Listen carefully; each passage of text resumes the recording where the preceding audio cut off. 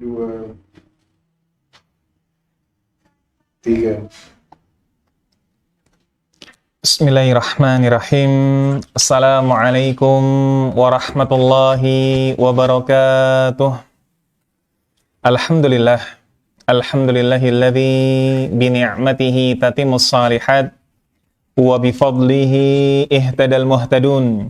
Allahumma salli wa sallim ala habibina wa qudwatina Muhammad sallallahu alaihi wa ala alihi wa sallam. Wa man ihtada bihadyihi wastanna bisunnatihi waqtada biqudwatihi ila yaumiddin, amma ba'd. Alhamdulillah, ikhwatal iman, ahbakumullah, para jamaah sekalian, saudara-saudariku yang mencintai sunnah dan dicintai oleh Allah Azza wa Jal. Bersyukur kita kepada Allah di pagi hari ini. Allah berikan kepada kita dua nikmat yang agung, dua nikmat yang sering kali kita lupakan, nikmat sehat dan juga nikmat waktu luang. Begitu pula Allah berikan kepada kita rahmatnya berupa ketundukan serta kesadaran penuh untuk memanfaatkan nikmat-nikmat tersebut serta nikmat-nikmat yang lain dalam rangka ketaatan kepada Allah. Maka semoga duduknya kita, menyimaknya kita dalam majelis ilmu ini terhitung sebagai sebuah ketaatan yang kemudian melahirkan limpahan nikmat dan rahmat Allah yang lain pada diri kita. Salawat dan salam juga senantiasa kita haturkan pada junjungan kita bersama Nabiullah Muhammad sallallahu alaihi wa ala alihi wasallam, juga pada keluarga beliau, istri-istri beliau, sahabat-sahabat beliau dan seluruh pengikut beliau yang senantiasa istiqamah menjalankan sunnah beliau sallallahu alaihi wa ala alihi wasallam. Alhamdulillah, insyaallah di pagi hari ini kita akan melanjutkan kembali. Kita akan meneruskan kembali apa yang kita bahas, ini berkaitan tentang rumah tangga. Kita merujuk pada kitab Arba'una Nasihah li Islahil Buyut, 40 nasihat untuk memperbaiki rumah tangga, karya dari Syekh Shalih Al-Munajjid hafizahullah ta'ala. Pada pertemuan yang lalu kita sudah membahas tentang da'watus salihin li ziyarati fil bait, mengundang orang saleh.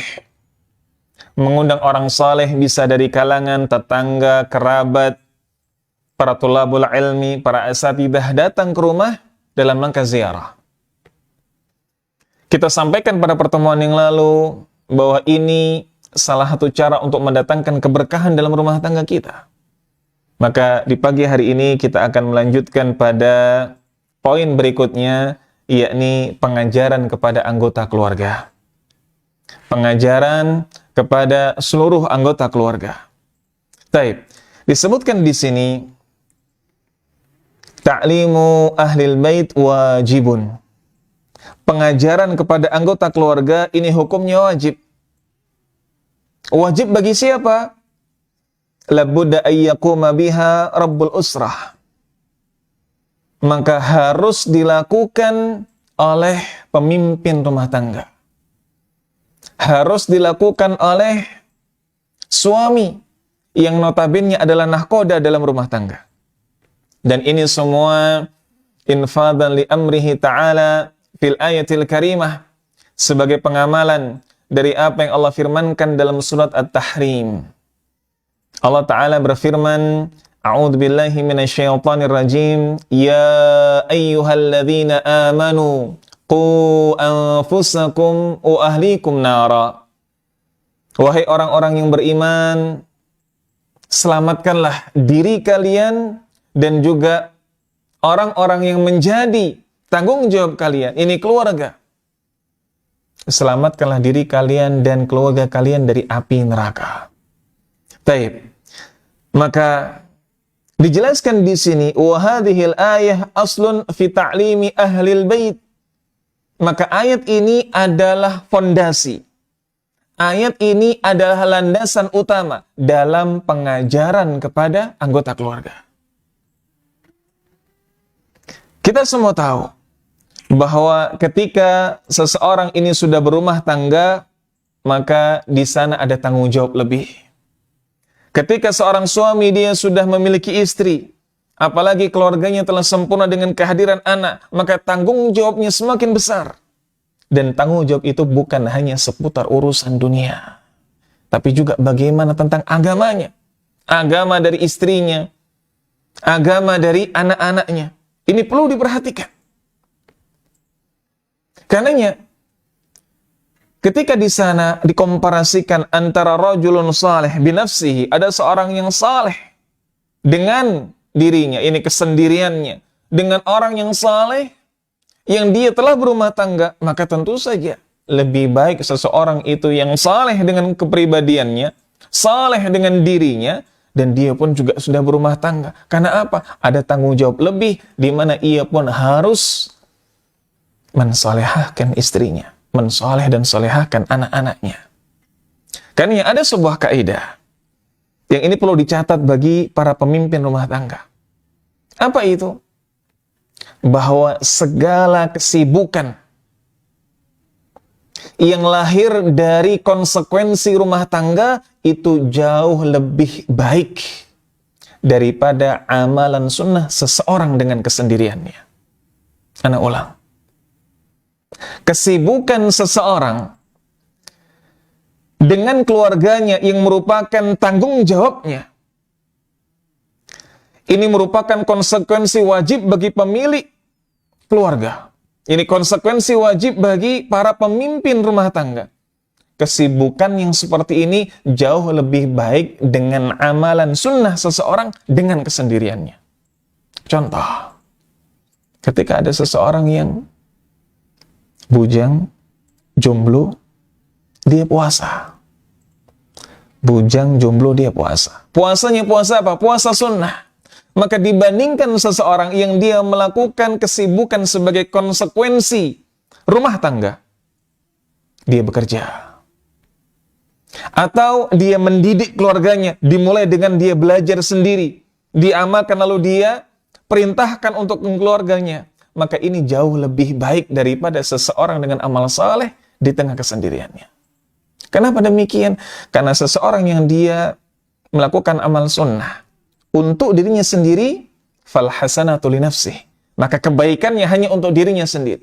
Tetapi ketika seseorang ini melakukan sesuatu, kesibukan yang merupakan buah konsekuensi dari rumah tangga, ada kebaikan untuk dirinya sendiri. Ada kebaikan untuk istrinya, ada kebaikan untuk anak-anaknya. Maka inilah mengapa Nabi SAW menganjurkan untuk menikah. Baik, bukan karena di sana bisa menyelamatkan dari zina, bukan di sana bisa menyelamatkan dari godaan syahwat saja, tapi di sana ada potensi pahala yang luar biasa. Maka di antara potensi pahala yang bisa didapatkan oleh seorang suami adalah ketika ia mendidik anggota keluarganya. Ta'limu ahlil bait. Baik. Maka disebutkan di sini. Qala Al-Qatadah rahimahullah. Imam Al-Qatadah beliau mengatakan, ya'muruhum bi ta'atillah wa yanhahum an ma'siyatih. Seorang pemimpin itu, dia mengajarkan dan memerintahkan anggota keluarganya untuk taat kepada Allah. Dan mencegah mereka, melarang mereka untuk bermaksiat kepada Allah. Wa ayyaquma alaihim bi amrillahi wa ya'murhum bih wa yusa'iduhum alaih. Maka ia memerintahkan anggota keluarganya untuk taat kepada Allah dan membantu mereka untuk bisa taat kepada Allah. Garis bawah di sini, membantu mereka dalam upaya untuk taat kepada Allah. Membantu di sini berarti sang suami, sang pemimpin rumah tangga telah memberikan modal. Apa itu? Berupa pengajaran ilmu. Bagaimana mungkin seseorang bisa membantu keluarganya dalam rangka taat kepada Allah kalau dia tidak mengajarinya? Dia mengajari dulu istrinya tentang bagaimana itu rukun salat, tentang bagaimana itu wajib salat, tentang bagaimana itu sunnah-sunnah dalam salat. Maka ini dia pelajari dulu. Sehingga dengan itu dia bisa mengarahkan istrinya. Istrinya bisa tahu mana saja yang rukun salat, yang berarti kalau ada luput darinya, maka dia harus mengulang. Mana saja yang termasuk wajib-wajib sholat, di mana ketika ada yang luput darinya, maka harus apa? Harus di sana sujud sahwi. Istrinya tidak bisa tahu kalau kemudian sang suami yang notabene adalah imamnya tidak mengajarkannya. Karenanya Islam ini sungguh datang dengan keadilan yang luar biasa. Dalam urusan rumah tangga memerintahkan suami untuk bertanggung jawab, bukan hanya urusan ma'isyah, bukan hanya untuk urusan dunia, tapi juga akhirat, tapi juga agama. Allah bebankan kepada suami. Di sisi yang lain, di sisi istri, syariat juga menyuruhkan bagaimana ketundukannya kepada suami adalah yang utama. Maka syariat memerintahkan suami untuk bertanggung jawab kepada istri, kepada anggota keluarganya, dan syariat pun juga menyerukan kepada istri untuk taat kepada suami. Karena akan muskilah ketika suami kemudian sudah bertanggung jawab, dia sudah mengajarkan agama, dia bertanggung jawab terhadap dunianya istri, ternyata istrinya tidak manut. Ternyata istrinya cuek bebek. Ini akan jadi masalah lain. Makanya Islam datang dengan kedua arah. Syariat mengajarkan dengan kesempurnaannya mengatur kehidupan rumah tangga. Baik. Begitu pula di sini disebutkan oleh Imam Ad-Dhahhak rahimahullah. Beliau mengatakan di sini, haqqun 'alal muslim an yu'allima ahlahu min qarabatihi wa imaihi ma faradallahu 'alaihim wa ma nahahum anhu. Sudah menjadi hak atau dibahasakan di sini merupakan kewajiban bagi setiap muslim untuk mengajarkan keluarganya dari kerabat-kerabatnya. Begitu pula hamba-hamba sahayanya, apa-apa yang faradallah, apa-apa yang diwajibkan oleh Allah, dan apa-apa yang dilarang olehnya. Kewajiban. Ini bukan lagi perkara sunnah, wajib bagi pemimpin rumah tangga. Wajib bagi suami, yakni kepada anggota keluarganya dan juga hamba-hamba sahaya. Para ulama menjelaskan di sini, kalau di situ anggota keluarganya, berarti yang utama adalah anak dan istrinya. Inilah lingkaran utama kehidupan suami. Kalau di sini disebutkan dan juga hamba sahaya, maksudnya yang berada di bawah tanggung jawabnya, yang tinggal bersamanya. Maka suami ini ketika dia hidup satu atap, bukan hanya dengan anak dan istrinya saja, tapi juga di sana tinggal bersama ponakannya, juga tinggal di sana bersama apa? Mungkin mertuanya. Atau tinggal di sana bersama apa? Saudara dari istrinya. Maka itu juga wajib diajarkan oleh suaminya. Itu juga menjadi tanggung jawab suaminya. Bukan hanya lingkaran kecil dalam keluarganya, anak dan istrinya. Tapi kalau di sana ada yang tinggal bersamanya, maka di situ suami pun juga berkewajiban mendidik. Nah, karenanya para ulama ketika membahas tentang bolehkah zakat itu diberikan kepada kerabat, maka para ulama mengatakan boleh. Boleh diberikan kepada kerabat selama memang termasuk dari 8 asnaf itu. Misalkan ada kerabat yang miskin, kerabat yang fakir, tidak ada masalah. Dan yang kedua, diberikan catatan oleh sebagian ulama selama tidak berada di bawah tanggung jawabnya. Maksudnya apa? Tidak tinggal bersamanya, tidak makan darinya, tidak hidup dengan biaya berasal dari dirinya. Misal, di sana ada keponakannya. Keponakannya ini mungkin tergolong fakir, keponakannya tergolong miskin. Masuk dalam 8 asnaf mustahik zakat. Yang apa? Yang berhak mendapatkan zakat. Boleh memberikan kepada mereka, tapi dengan catatan yang disebutkan oleh sebagian ulama, tidak di bawah tanggung jawabnya, tidak tinggal bersamanya. Kalau tinggal bersamanya, tidak perlu dikasih. Kenapa? Lawang makan dari dirinya. Dia mungkin sekolah juga dibiayai oleh dirinya, maka tidak usah kemudian disakati. Lain cerita kalau tinggalnya berpisah, tinggalnya beda tempat, tidak satu atap, maka tidak ada masalah. Maka di sini ketika kita membahas tentang ta'limu ahlil bait, pengajaran kepada anggota keluarga bukan hanya pada lingkaran kecil di keluarga kita, anak dan istri.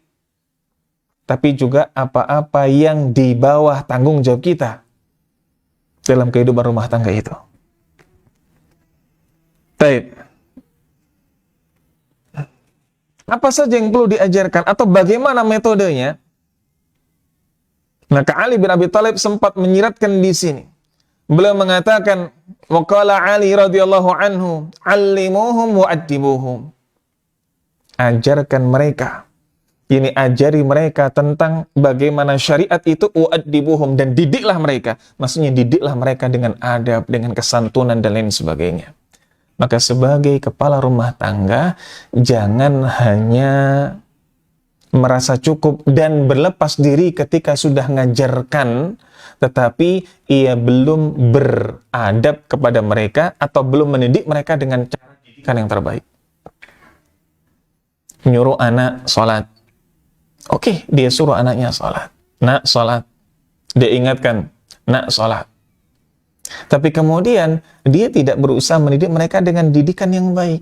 Tidak memberikan contoh atau didiknya dengan cara yang keras tanpa ada kelebutan sedikit pun. Kalau kerasnya itu diniatkan dengan tegas, khair insyaallah. Tapi yang namanya tegas itu adalah sesuai dengan aturan dan hukum asalnya adalah kelembutan. Bagaimana mungkin ketika seorang ayah dia mengajarkan anak-anaknya, nah, sudah 7 tahun loh, harus sholat. Atau nak sudah 10 tahun loh, kalau tidak sholat, bapak pukul. Maka dia mengatakan kepada anaknya, nak sholat. Kedua kalinya anaknya belum sholat, langsung dipukul. Tapi tanpa pernah diberikan kelembutan, tanpa pernah diberikan bagaimana seharusnya seorang anak itu bersikap. Tidak pernah dituturi dengan lembut. Maka ini pun juga sebuah kekeliruan. Karenanya disebutkan di sini, wa in kana Rasulullah sallallahu alaihi wasallam hatha ala ta'limil ima, fama baluka bi auladika wa ahlikal ahrar. Kalau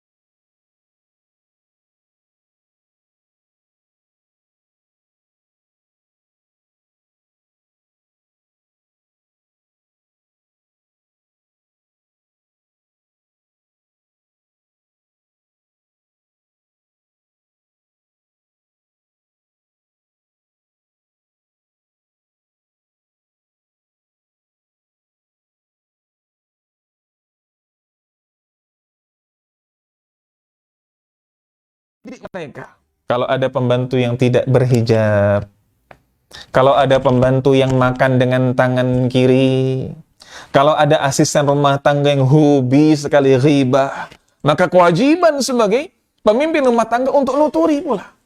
Wajib. Maka bagaimana dengan anggota keluarga yang notabene ada pertalian darah? Famin babil aula. Maka tentu saja itu adalah prioritas. Tentu saja itu adalah prioritas. Baik. Wa dzakara al-Bukhari, dan disebutkan oleh Imam Bukhari di sini. Yani beliau menyusun dalam kitab sahihnya, ini Sahih Bukhari.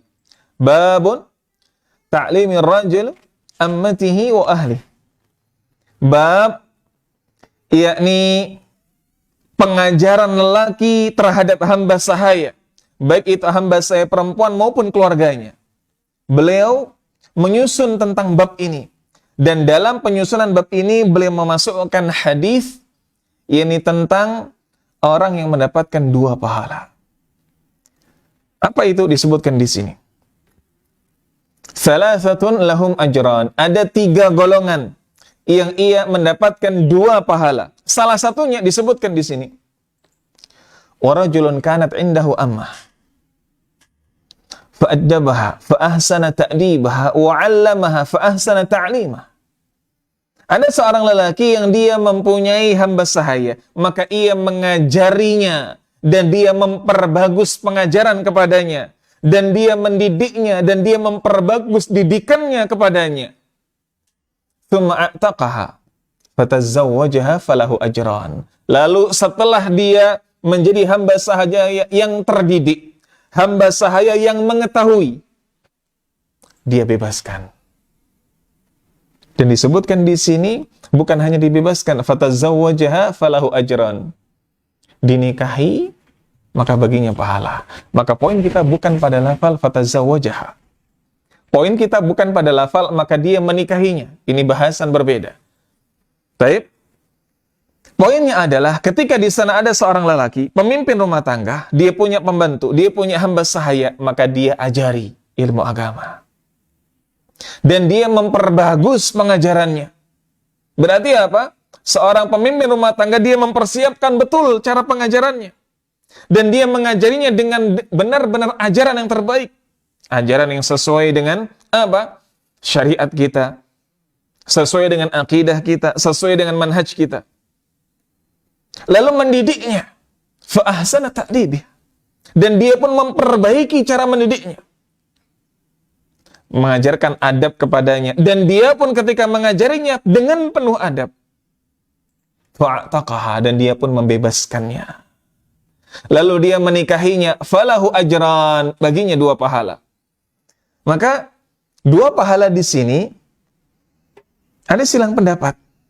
2 pahala di sini. Yang pertama adalah tentang pengajarannya dan bagaimana dia memperbagusi cara pengajarannya, mendidiknya, dan dia memperbagusi cara mendidiknya. Ini pahala pertama. Dan pahala kedua, sebagian mengatakan ada pada lafal fa'ataqaha. Dia membebaskannya. Sudah menjadi hamba sahaya yang paham tentang syariat, lalu dia bebaskan. Maka ini pahala kedua, yakni membebaskan. Ada sebagian yang mengatakan pahala kedua di sini maksudnya adalah dia menikahinya. Nah, wallahu a'lam bishawab. Ara anal awal huwa sahih. Ana melihat bahwa yang pertama ini, yakni membebaskannya, inilah yang paling tepat.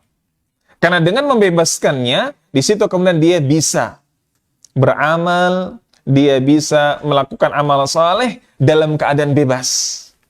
Bukan dalam keadaan berstatus sebagai hamba sahaya. Kalaupun kemudian dia menikahinya atau dinikahi oleh majikannya, mantan majikannya, maka tentu saja ini kebaikan yang lain. Taib. Ikhwatal iman, ahabakumullah. Para jamaah sekalian, saudara-saudaraku yang mencintai sunnah dan dicintai oleh Allah Azza wa Jalla. Maka disebutkan pula di sini oleh Syekh Shalih Al-Munajjid. Beliau mengatakan di sini bahwa termasuk yang bisa kita ambil adalah apa yang telah terjadi pada diri Rasulullah sallallahu alaihi wasallam. Apa yang pernah terjadi di masa beliau. Imam Bukhari pun juga memasukkan ini dalam sahihnya. Imam Bukhari beliau memasukkan ke dalam bab hal yu'jalu lin nisa yaumun ala hiddati fil ilmi. Bab tentang apakah bagi wanita disediakan hari khusus untuk pengajaran, hari khusus untuk pendidikan. Imam Bukhari menyusun bab ini. Apakah ada hari khusus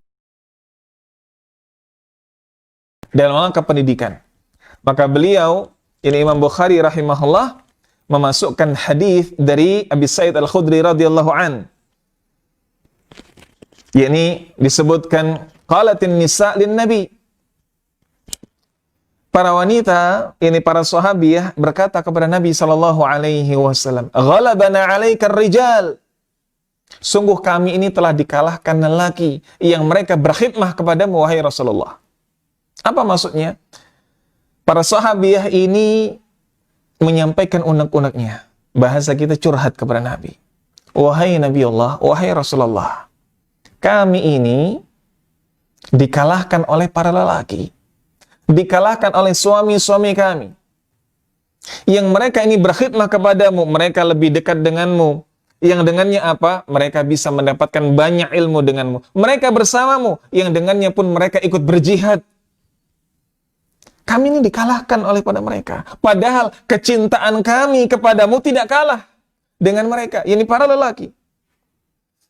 Maka kemudian Nabi SAW mengetahui apa yang dimaksudkan oleh para sahabiah. yakni mereka ingin punya waktu khusus di mana ada pendidikan kepada mereka, di mana ada pengajaran kepada mereka, ada taklim khusus bagi para sahabiah, taklim khusus bagi para wanita. Maka diadakanlah satu hari khusus yang mana di sana para wanita berkumpul. Para wanita, ini para sahabat berkumpul.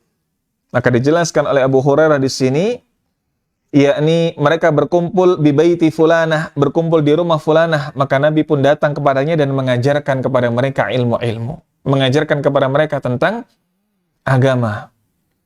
Maka di sini sejatinya kita para lelaki harus peka bahwa wanita itu memang dia sudah punya kesibukan dalam melayani kita, dan mereka tahu bahwa kesibukan melayani kita adalah sebuah ibadah, tapi mereka pun juga cinta terhadap ilmu. Tanyakan kepada para ummahat yang mereka sregep, yang mereka niat, yang mereka memang getol semangat menuntut ilmu, mereka juga punya ghirah tinggi dalam menuntut ilmu. Walaupun mereka disibukkan dengan apa? Pelayanan kepada suami, pelayanan kepada anak, itu sudah pahala. Tapi mereka pun juga butuh ilmu. Karena mereka mencintai agama ini pula. Maka di sini lelaki harus peka. Lelaki, yakni para suami, pemimpin rumah tangga harus sadar. Berikan waktu kepada mereka untuk mengajari mereka, untuk mendidik mereka. Maka inilah sejatinya masuk dalam ranah quality time. Inilah sejatinya masuk dalam ranah family time. Oh, kita kan sibuk dari Senin sampai hari Jumat, dari Senin sampai hari Sabtu, sibuk mencari ma'isyah. Oke, ada waktu kapan? Ada waktu hari Ahad. Family time-nya ini digunakan untuk quality time, digunakan benar-benar untuk menyenangkan anggota keluarga, menghabiskan waktu dengan keluarga. Tapi perlu digaris bawah, yang namanya quality time bukan cuma seneng-seneng. Yang namanya quality time bukan cuma rihlah, bukan cuma jalan-jalan, bukan cuma makan di luar, enggak. Tapi yang namanya quality time itu bagaimana mengkualitaskan hubungan rumah tangga, bukan hanya urusan dunia, tapi juga agama. Maka silakan ajak keluar anggota keluarga, makan di luar. Tapi selama makan, selama mendengar apa yang menjadi keluh kesah mereka, sang anak mungkin cerita, Abi atau Buya, hari Jumat kemarin itu gini, gini, dan gini. Hari Kamis kemarin, adik jatuh. Hari Rabu kemarin, kakak begini dan begini. Sang ayah sembari mendengar tersebut, sembari memang mendengarkan apa yang ingin diceritakan oleh anggota keluarga, sampaikan pula nasihat, ajari mereka. Nah, gini nak, kalau kamu jatuh, kalau kamu didorong sama teman, kira-kira itu karena temanmu memang ingin membuat kamu jatuh, atau memang Allah sudah menakdirkan kamu jatuh? Loh ya teman, karena teman yang dorong kita. Saya tahu kok Buya, saya tahu kok Abi, dia memang niat dorong kita.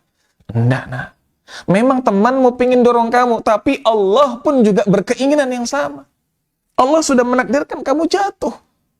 Kalau kamu nggak jatuh lewat temanmu fulan A, fulanah A, maka mungkin temanmu fulan B, fulanah B yang menjatuhkanmu. Maka ada pengajaran di sini. Ini ada dalam ranah quality time. Maka mari kita ubah mindset kita. Family time, quality time bukan cuma menyenangkan keluarga dalam urusan dunia, tapi pun membekali mereka dalam urusan agama. Ini. Jangan pernah kita lupakan ini. Baik. Ikhwatal iman, ahabakumullah. Para jamaah sekalian, saudara-saudariku yang mencintai sunnah dan dicintai oleh Allah Azza wa Jalla. ketika kita sedang membahas bagaimana peran pemimpin rumah tangga, bagaimana peran seorang suami terhadap anggota keluarganya, sejatinya kita sedang membahas pahala yang terserak dalam kehidupan rumah tangga. Pahala yang terserak, pahala yang tercecer dalam kehidupan rumah tangga. Kalau kita bicara dari sudut pandang istri,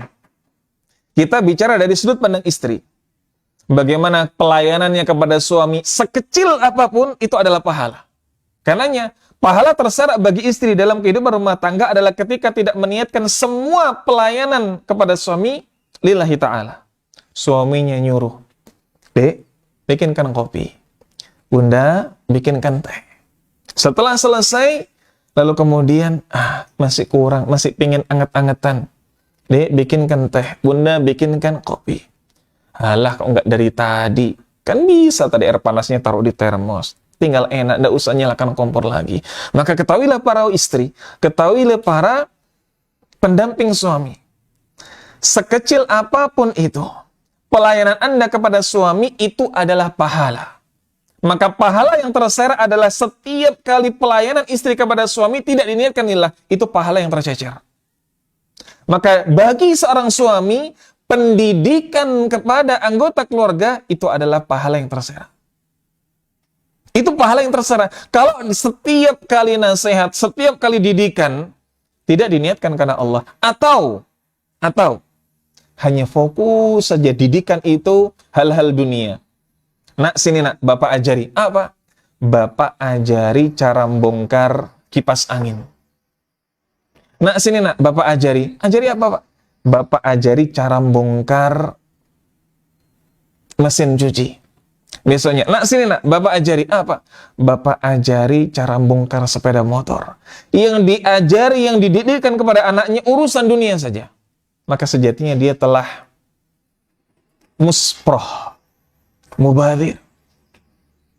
Dia sregep, dia niat mendidik anaknya dalam urusan dunia, tapi dia tidak pernah didik urusan agama. Nak, sini nak, Bapak ajarkan kepada kamu cara mengetahui mana mad wajib muttasil, mana mad jaiz munfasil.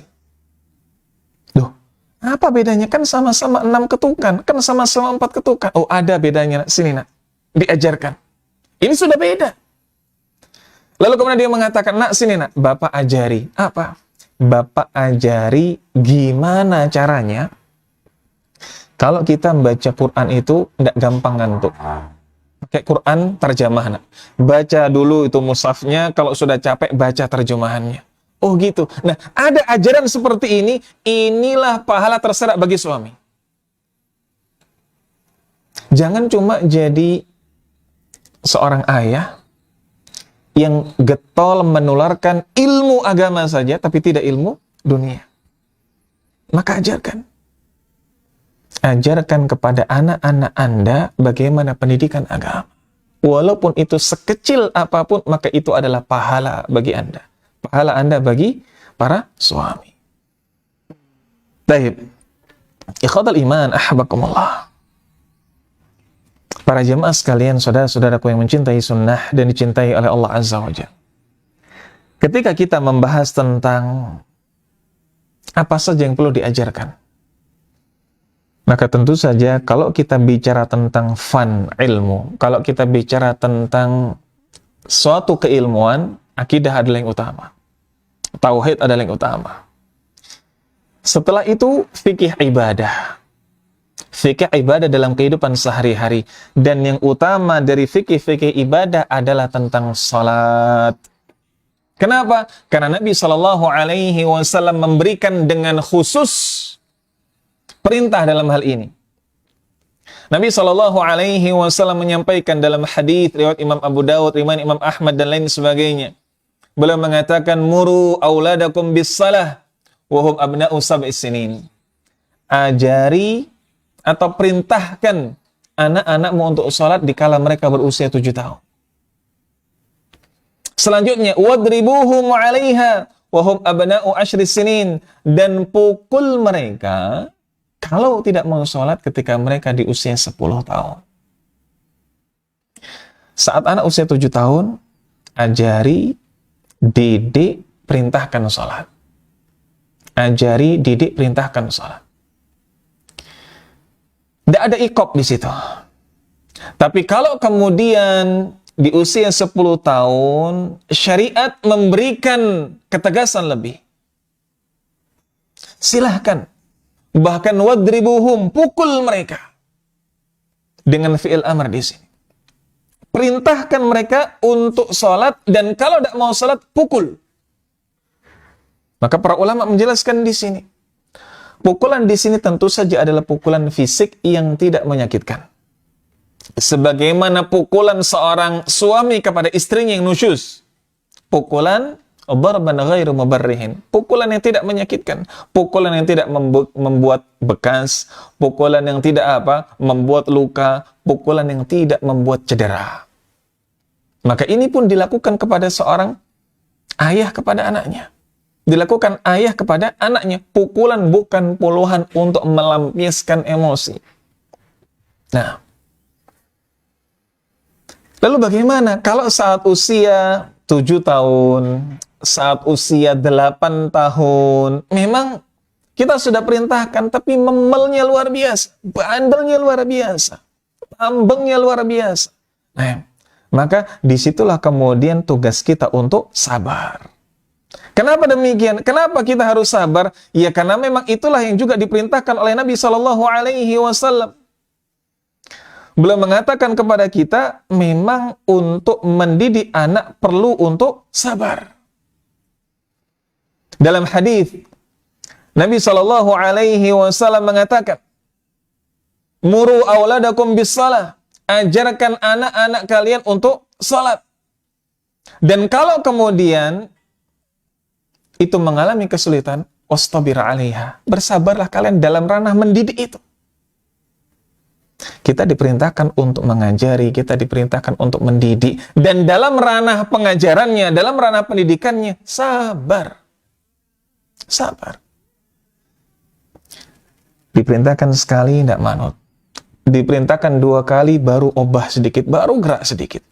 Diperintahkan 3 kali, baru mungkin agak, bangkit dari duduknya. Diperintahkan 4 kali baru mungkin jalan ke kamar mandi karena masih muter-muter dalam rumah. Memang perlu sabar. Memang beginilah dari pendidikan Nabi SAW. Baik. Maka kalau kita mempelajari bagaimana ketatnya seruan syariat untuk pendidikan salat kepada anak, maka ini sejatinya kembali bukan hanya untuk anaknya saja, tapi juga kembali untuk kedua orang tuanya. Apa maksudnya? Kembali ke anak jelas. Salatnya kebaikan untuk sang anak. Ketika dia salat, maka berarti dia membuktikan konsekuensi dari syahadatnya. Karena yang kelak akan dihisab pertama kali adalah salatnya. Kebaikan untuk sang anak. Kebaikan untuk orang tua. Kebaikan untuk ayahnya bagaimana? Ya karena memang dia mendidik yang dengannya bisa terus mengucurkan pahala jariah ketika didikannya terus diamalkan oleh anaknya. Maka sebetulnya orang tua yang tidak peka, orang tua yang dia terkesan cuek, dia tidak akan sadar dengan potensi pahala yang terus akan mengucur kepada dirinya dengan menyerahkan pendidikan dasar agama untuk anak-anaknya kepada ustadz-ustadz TPA, kepada guru-guru ngaji di musola. Ini termasuk ciri dari orang tua yang tidak peka terhadap potensi pahala jariah. Aplikasinya, ketika orang tua emoh ngajari alif ba ta kepada anaknya. Ketika orang tua males ngajari Al-Fatihah untuk anak-anaknya.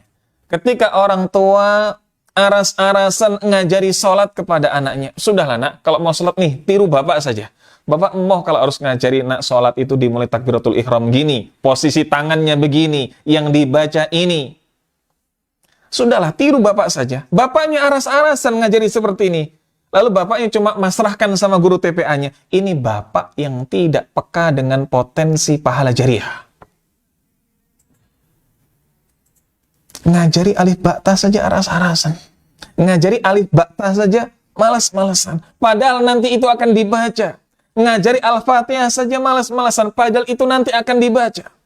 Maka seakan-akan bapak ini menyerahkan potensi pahala kepada guru TPA. Nih sudah, mau pahala enggak? Nih ajari anakku Al-Fatihah. Mau pahala enggak? Enggak, ini ajari anakku sholat. Padahal itu bisa dilakukan oleh dirinya. Maka pengajaran kepada anggota keluarga ini pantang yang namanya aras-arasan, pantang yang namanya malas-malasan. Selama di situ ada potensi pahala, harus semangat. Kalau sudah mulai futur, ingat, wah nanti saya, kalau sudah tua, kalau sudah meninggal, dan apa yang saya ajarkan kepada anak tetap diamalkan, maka itu pahala jariah. Ini harus ditanamkan. Ini harus ditanamkan. Memvisualisasikan pahala jariah, ini harus dilakukan oleh orang tua ketika sudah dihinggapi rasa aras-arasan. Sudah dihinggapi rasa malas-malasan. Apalagi di sana Nabi SAW mengingatkan, kullukum ra'in wa kullukum mas'ulun an ra'iyati. Setiap di antara kalian adalah pemimpin dan pasti akan dimintai pertanggungjawaban. Kalau kalian tidak mengajari anak kalian, maka kerugian sudah kalian dapatkan. Kerugian apa? Kerugian pahala. Bukan hanya itu, nanti pun ditagih sama anak Anda. Ketika anak Anda nanti tidak salat sampai besar, lalu disidang di hadapan Allah di hari penghisapan, mereka akan berhujah. Dulu bapak saya tidak ngajari. Dulu bapak saya itu tidak sabar dalam didik saya. Ini semua akan diucapkan, ini semua akan membebani kita. Dan betapa besar kerugian dari itu semua. Na'udzubillah waliyadzubillah. Baik. Ikhwatal iman, ahbakumullah. Saudara-saudaraku sekalian yang mencintai sunnah dan dicintai oleh Allah Azza wa Jalla. Maka ada beberapa poin yang disampaikan di sini oleh Syekh Shalih Al-Munajjid tentang apa saja yang perlu diberikan orang tua kepada anak-anaknya. Kaitannya secara fasilitas. Kaitannya dengan fasilitas yang mendukung ranah pendidikan dan pengajaran. Apa itu? Disebutkan di sini. Bahwa di antara yang perlu dipersiapkan oleh anggota keluarga, khususnya sang suami, yakni tafsir Al-Alamah Syekh As-Sa'di rahimahullah, yakni tafsir Taisirul Karimir Rahman fi tafsiri Kalamil Mannan, tafsir As-Sa'di.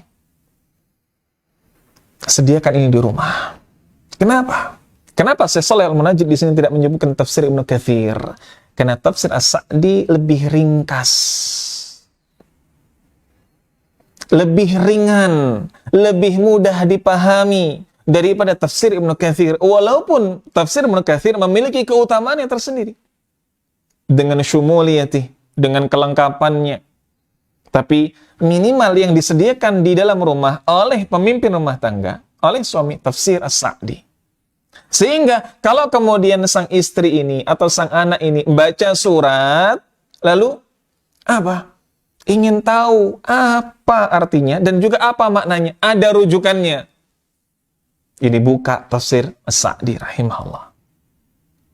Begitu pula, termasuk yang perlu diadakan, disediakan dalam rumah adalah Riyadhus Shalihin. Riyadhus Shalihin berkaitan dengan hadis-hadis Nabi sallallahu alaihi wasallam. Wa alal aqal adalah syarah yang paling ringkas. Di antara syarah yang paling ringkas dari Riyadhus Shalihin adalah Nuzhatul Muttaqin. Nuzhatul Muttaqin. Kenapa dikatakan ringkas? Dalam Nuzhatul Muttaqin, setelah disebutkan atau dinukilkan di sana hadis-hadis dari Riyadhus Shalihin, diberikan tentang poin faedah.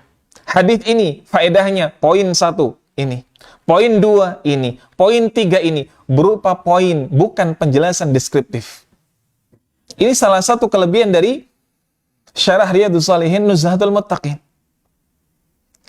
syarahnya ringkas, syarahnya dibuat per poin. Maka mudah bagi istri, mudah bagi anak untuk melihat itu, untuk merujuk ke sana. Baik. Ikhwatal iman, ahabakumullah. Selain itu apa? Selain itu, yakni beberapa persoalan fikih yang memang harus diketahui oleh anak-anak kita, laki-laki ataupun perempuan. Khususnya perempuan, di sana ada bahasan khusus tentang haid, bahasan khusus tentang nifas, bahasan khusus tentang istihadah. Buku-buku fikih. Dan di antara buku fikih yang kita rekomendasikan adalah Fiqhul Muyassar. Fiqhul Muyassar. Ini mudah. Di sana dikumpulkan banyak akwal dan dipilih mana yang paling ahwat, mana yang paling berhati-hati, mana yang paling tepat insya-Allah. Nah, tayyib. Ikhwatal iman, ahabakumullah. Begitu pula di antara hal yang direkomendasikan oleh Syekh Al-Munajjid hafizahullah adalah fatawa. Majmu' fatawa. Karena berkaitan dengan fikih kontemporer. Berkaitan dengan fiqhul waqi'. Dari mana kita dapatkan? Dari fatawa. Dan insya Allah sekarang sudah banyak fatwa-fatwa yang diterjemahkan. Maka ini adakan. Adakan ini. Maka sebagai pemimpin rumah tangga, sadari kapasitas diri, sadari bagaimana kualitas kita, baik secara pengajaran atau secara waktu. Kalau kita tidak bisa mengajarkan, karena memang kita keterbatasan ilmu, adakan itu semua. Tafsir As-Sa'di, Nuzhatul Muttaqin, lalu Fiqh Muyassar, lalu fatwa-fatwa, adakan di situ. Begitu pula kalau menyadari kualitas waktunya tidak banyak, sedangkan ghirah istri, ghirah anak tinggi sekali, maka adakan itu buku-buku tadi. Dan ini insya Allah juga akan mengalirkan pahala, karena memang Anda yang mengadakan itu dalam rumah tangga Anda. Wallahu a'lam bishawab. Ini mungkin yang bisa kita sampaikan atas kesempatan kali ini. Atas banyak sekali kurangnya dan juga sedikit lebihnya, ana mohon maaf. Semoga yang sedikit ini bermanfaat. Wallahu a'lam bishawab. Kalau ada pertanyaan, tafadhal. Baik, jazakallahu khairan Ustaz atas materi pagi ini Ustaz. Ada pertanyaan dari pesan singkat WhatsApp. Baik. Bismillah. Assalamualaikum warahmatullahi wabarakatuh. Waalaikumsalam warahmatullahi wabarakatuh. Ustaz, istri Ana hamil 18 pekan. Waktu periksa di puskesmas disampaikan bahwa anak sudah mulai bisa mendengar. Apakah Ana sudah mulai bisa mendidik anak-anak dengan membacakan buku-buku anak yang islami, atau cukup dengan memperbanyak bacaan Al-Quran? Baik. Alhamdulillah, wassalatu wassalamu ala rasulillah wa ala alihi wa sahbihi wa mawalah wa la hawla wa la quwwata illa billah. Baik, berkaitan dengan bagaimana perkembangan anak sejak dalam janin, sejak berupa janin atau berada di rahim ibunya. Kalau tadi disampaikan sudah berusia 18 pekan. Baik. Maka ini berarti masih trimester pertama dan bahkan masih terhitung awal sekali, masih dini. Baik. Lalu bolehkah kalau kita mengajarkan seperti apa? Mengajarkan mungkin sirah, mengenalkan bagaimana Nabi kita yang mulia sallallahu alaihi wasallam kepada si anak. Atau cukup dengan memperbanyak murattal. Maka tidak ada masalah dengan itu semua. Tidak ada masalah dengan itu semua. Boleh antum bacakan itu sirah agar mengenal bagaimana Nabi Shallallahu Alaihi Wasallam. Boleh pula dengan memperbanyak tilawah. Dan ketika berkaitan dengan tilawah di sini bukan hanya dengan memperdengarkan rekaman. Karena beda. Memperdengarkan rekaman lewat murattal dengan membacakan kepadanya. Kalau di sana memperdengarkan murattal, memperdengarkan rekaman, berarti Anda tidak berpahala dengan itu. Anda sebagai orang tuanya, Anda sebagai bapak atau ibunya tidak berpahala dengan itu. Baik, memperdengarkan saja. Tapi kalau kemudian Anda membacakannya, Anda bertilawah, maka di situ ada kebaikan untuk Anda sendiri. Dan tidak ada masalah dengan itu. Mengajarkan Al-Quran saja ataupun Al-Quran dengan yang lainnya. Namun satu yang ingin Anda bahas di sini. Ketika kita tahu bersama bagaimana runtutan penciptaan manusia, syariat telah membahas hal ini. Bahwa di sana ada 40 hari pertama, 40 hari kedua, 40 hari ketiga, baru setelahnya yunfakhu fihi ruh. Ditiupkan roh. 40 hari pertama masih berupa apa? Nutfah. Masih berupa cairan. Inilah mengapa ketika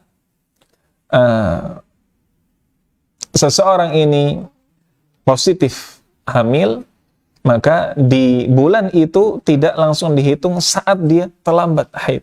Tapi ketika apa? Ketika terakhir kali haid.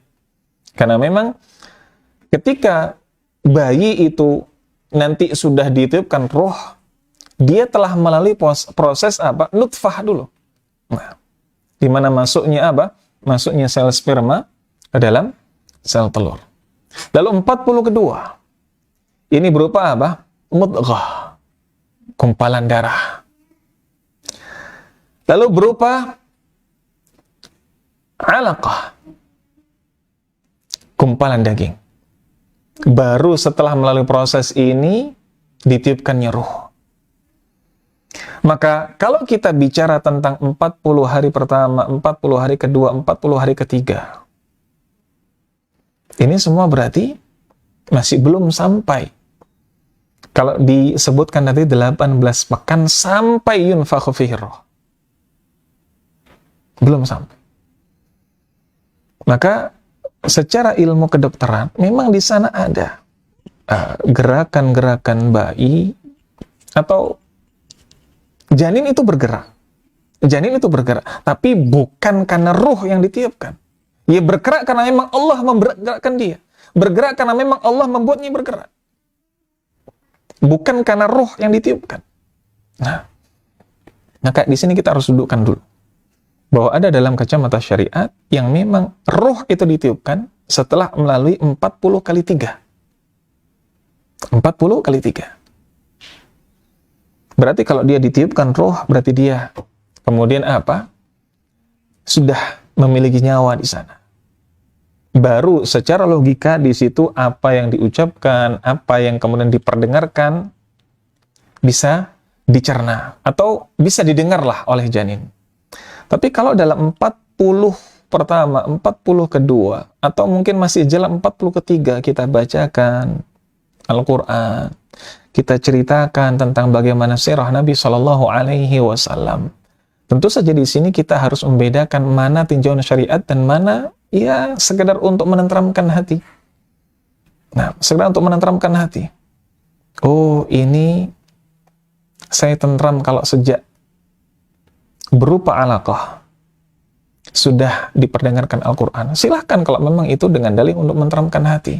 Tapi jangan kemudian sejak apa? Sejak hamil 1 bulan. Hamil 1 bulan. Atau 2 bulan. Masih fase kedua.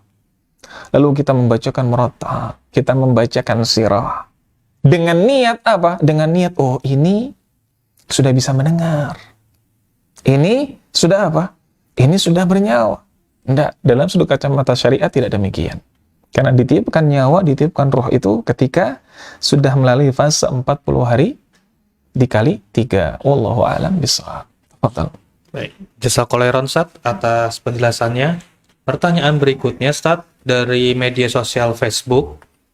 Nah. Bismillah. Assalamualaikum warahmatullahi wabarakatuh. Waalaikumsalam warahmatullahi wabarakatuh. Ustadz, apakah termasuk berlebihan mengajari anak tahfiz dengan tujuan mengejar target hafalan? Atau karena memang ada target dari sekolah yang mana kadang anak-anak merasa terpaksa? Baik. Alhamdulillah wassalatu wassalamu ala rasulillah wa ala alihi wa sahbihi wa mawalah wa la hawla wa la quwwata illa billah. Anak ingin garis bawah dari kata terpaksa.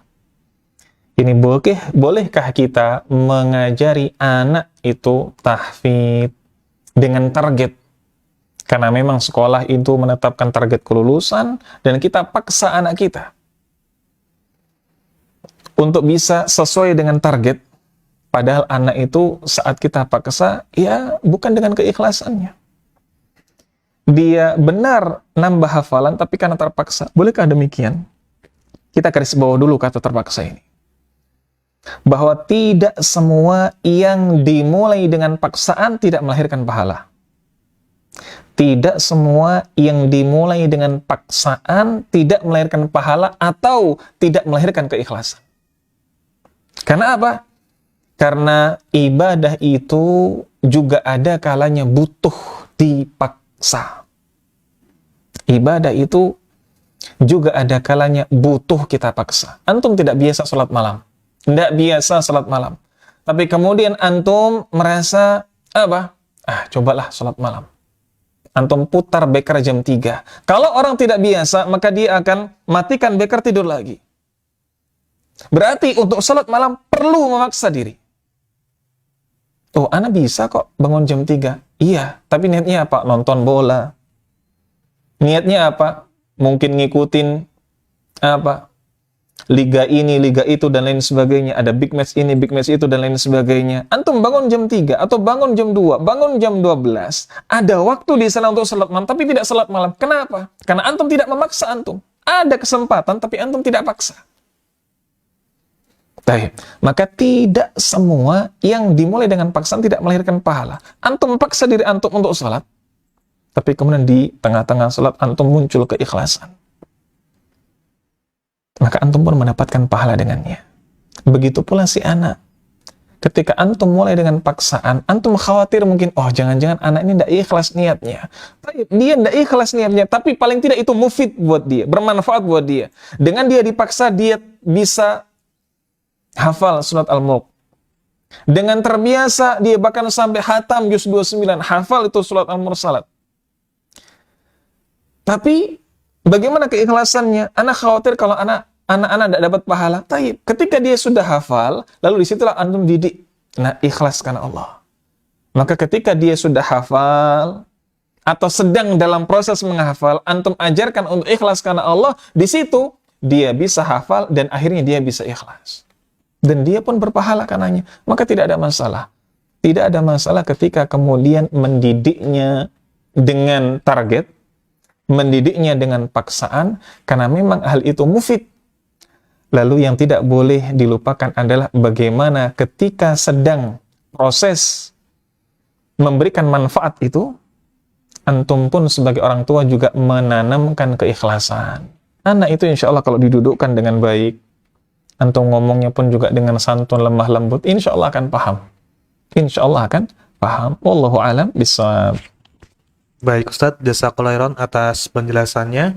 Dan yang berikutnya Ustadz dari YouTube. Bismillah, Assalamualaikum warahmatullahi wabarakatuh Ustadz. Waalaikumsalam warahmatullahi.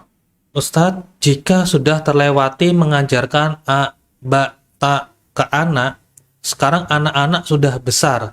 Lalu bagaimana usaha orang tua mencarikan guru juga terhitung pahala kah Ustadz? Nah, alhamdulillah wassalatu wassalamu ala rasulillah wa ala alihi wa sahbihi wa mawalah wa la hawla wa la quwwata illa billah. Ketika orang tua sempat lalai, di awal tidak mendidik alif ba ta, di awal tidak mendidik al-Fatihah, di awal tidak mengajarkan apa? Al-Quran. Lalu kemudian dia mencari guru ngaji, mencari guru TPA dan lain sebagainya. Memang terlambat untuk apa? Mendapatkan pahala ngajari alif ba ta atau pahamnya alif ba ta lewat orang tua. Pahamnya, hafalnya surat Al-Fatihah lewat orang tuanya. Memang kehilangan kesempatan ini.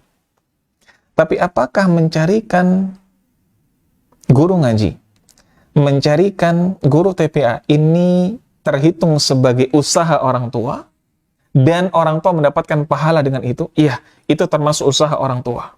Termasuk orang tua mendapatkan pahala karena itu. Karena wasilah itu juga melahirkan pahala. Akan tetapi pahalanya tentu saja berbeda. pahalanya tentu saja berbeda. Orang tua mendapatkan pahala dengan itu, tapi tentu saja pahalanya berbeda. Karena apa? Karena disebutkan al-jaza min jinsil amal. Pahala itu bergantung pula dengan amalannya. Yang amalannya adalah punten, cuma nyarikan guru ngaji. Punten, cuma bayar guru ngaji. Dibandingkan dengan yang ngajari, yang bersabar-sabar dengan pengajarannya, tentu saja berbeda. Maka pahalanya pun berbeda.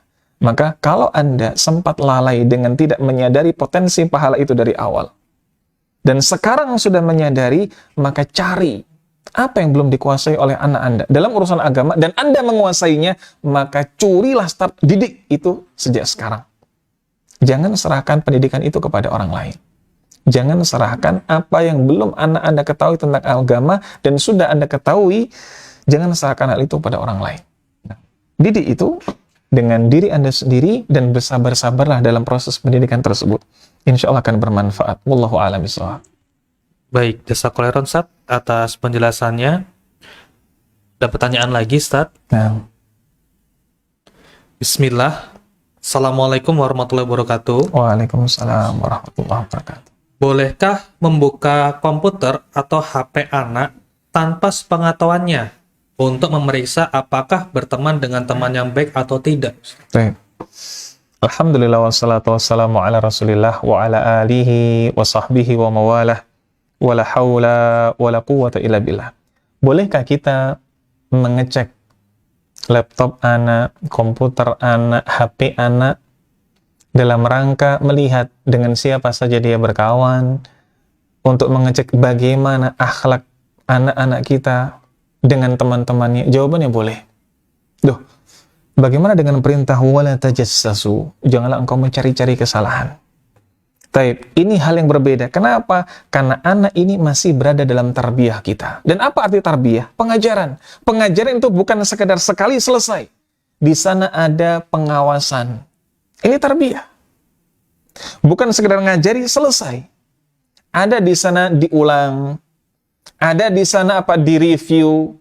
Ada di sana dilihat. Sudah membekas belum? Sudah dipraktekkan belum? Maka pengawasan itu bagian dari tarbiyah. Maka tidak ada masalah ketika orang tua bersikap demikian dalam ranah tarbiyah dengan niat tarbiyah. Nah, bukan niat apa? Nyari-nyari kesalahan anak. Lagi emosi sama anak. Ingin marah sama anak, tapi ingin mengumpulkan kesalahan anak. Ah, masa saya marahi anak cuma karena satu kesalahan? Gengsi saya. Tak cari kesalahannya. Maka dia buka HP anak. Ini sudah lain perkara. Tapi kalau ngebuka HP anak, ngebuka PC anak, laptop anak, dalam rangka tarbiyah, mengawasi anak. Gimana pergaulannya? Gimana adabnya sama teman-temannya? Oh, kok ternyata masih manggil teman-temannya dengan sebutan yang tidak genah, misalkan dul, dan lain sebagainya. Oh, berarti akhlaknya kurang apa? Akhlaknya perlu anak ulangi lagi.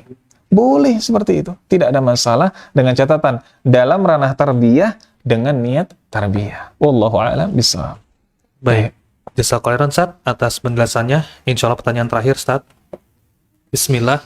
Assalamualaikum warahmatullahi wabarakatuh. Waalaikumsalam warahmatullahi wabarakatuh. Ustaz, izin bertanya.